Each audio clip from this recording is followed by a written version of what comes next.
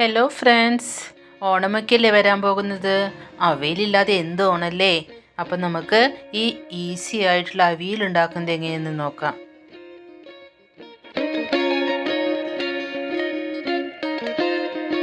അതിനായിട്ട് ഞാനൊരു മൺചട്ടിയാണ് എടുത്തിരിക്കുന്നത്. മൺചട്ടിയിൽ വയ്ക്കുമ്പോൾ പ്രത്യേക ടേസ്റ്റാണ്.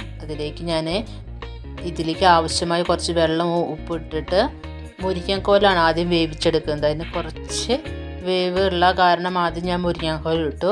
ജസ്റ്റ് ഒന്ന് തിളച്ച് വരുമ്പോൾ ഇതിലേക്ക് അരിഞ്ഞു വെച്ചിരിക്കുന്ന ക്യാരറ്റ്, മത്തങ്ങ, ചേന, ബീൻസ്, നമുക്ക് ഇഷ്ടമുള്ള കഷ്ണം എടുക്കാം കേട്ടോ. കായൊക്കെ എടുക്കാം.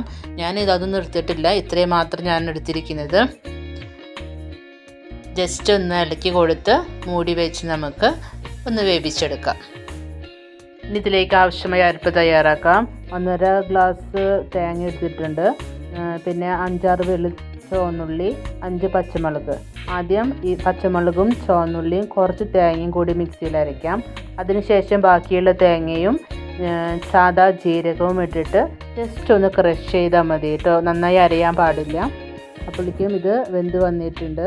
ഇതിലേക്ക് തുണ്ട് മഞ്ഞൾപ്പൊടി ഇട്ട് കൊടുക്കുക. ഓപ്ഷനിലാണ്, ആവശ്യമുള്ളവർ മഞ്ഞൾപ്പൊടി ഇട്ടാൽ മതി.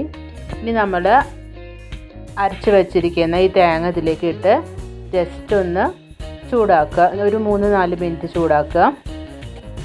പിന്നെ ഇതിലേക്ക് തൈര് അടിച്ചിട്ട് വീത്തി കൊടുക്കുക. 1.5 ഗ്ലാസ് തൈരാണ് ഞാൻ എടുത്തിരിക്കുന്നത്. ജസ്റ്റ് ഒന്ന് ഒഴിച്ച് അപ്പം തന്നെ നമുക്ക് ഇളക്കി കൊടുത്ത് തീ ഓഫാക്കാം.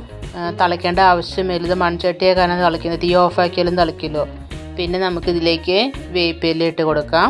1 സ്പൂണ് വെളിച്ചെണ്ണയും വീത്തി കൊടുത്ത് ഇത് മൂടി വയ്ക്കാം.